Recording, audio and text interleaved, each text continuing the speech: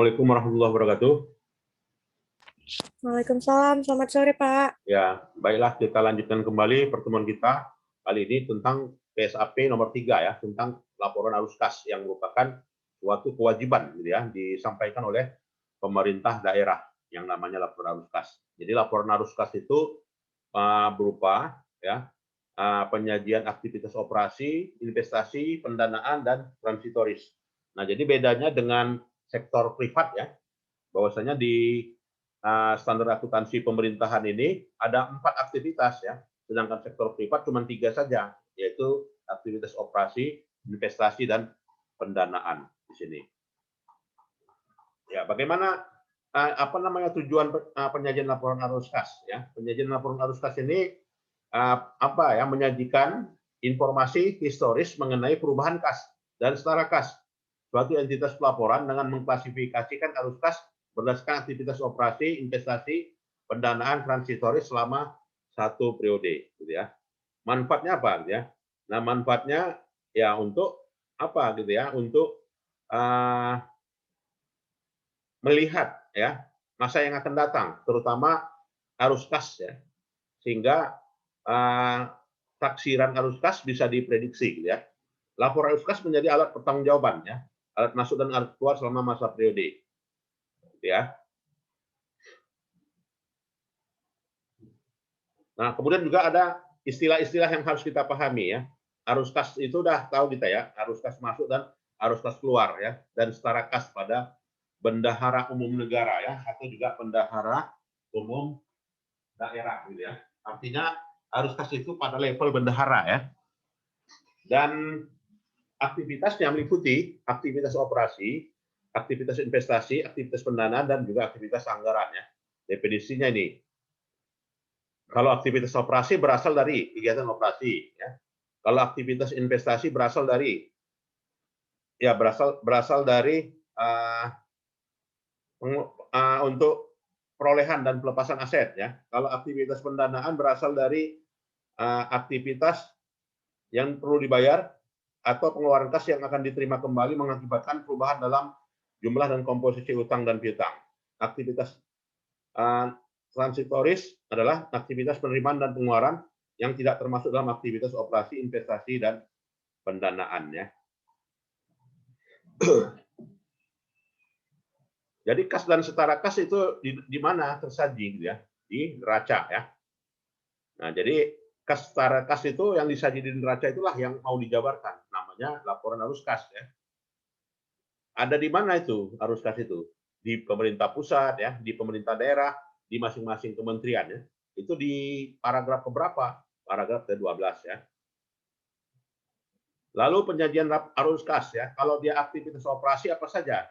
Aktivitas operasi berupa penerimaan pajak ya, penerimaan negara bukan pajak, penerimaan hibah, ya bagian laba perusahaan ya, penerimaan lain-lain dan penerimaan transfer. Kalau arus kas operasi yang keluarnya apa aja? Pembayaran pegawai, pembayaran barang, pembayaran bunga, subsidi, hibah, dan juga bantuan sosial. Ya. Nah, kalau aktivitas investasi apa saja? Penjualan aktiva tetap, ya, itu arus kas masuknya ya. Ya, penjualan aset misalnya, pencairan dana cadangan, penerimaan dana investasi, penjualan investasi dalam bentuk sekuritas.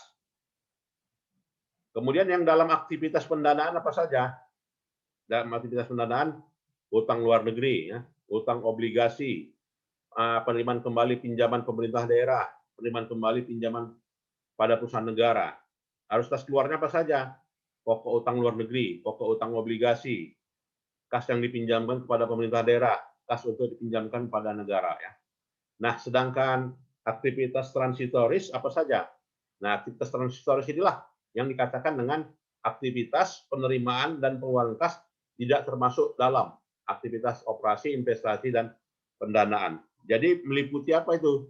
Ya, jadi meliputi apakah yang mencerminkan penerimaan pengeluaran kas yang tidak punya hubungan ke pendapatan, ke beban, ke pendanaan. Nah, jadi di luar itu. Berarti apa itu?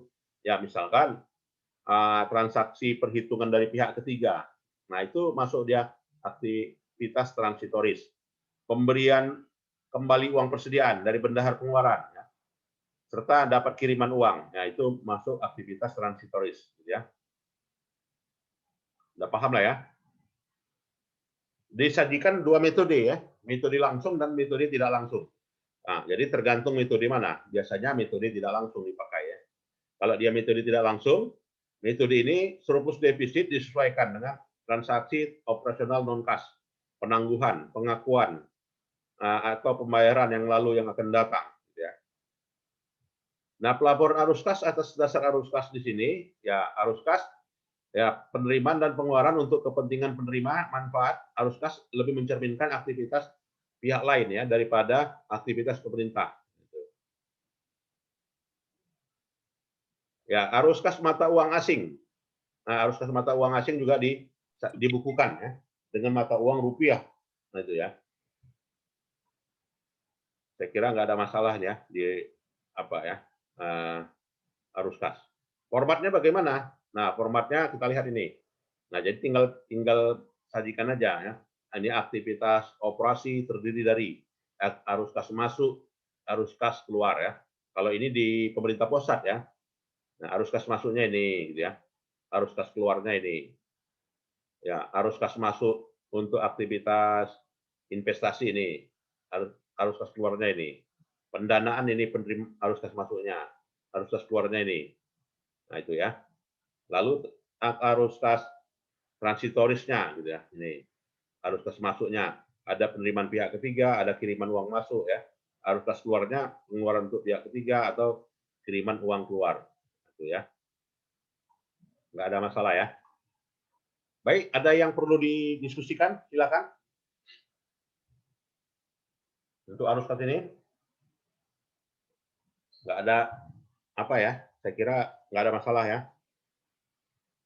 Ya, nggak ada kesulitannya.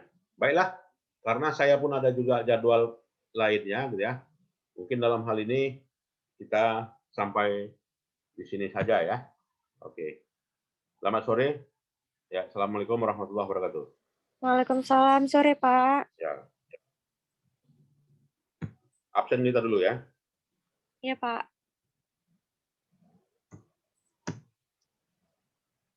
Nah, nampakkan apanya semua, fotonya, wajahnya.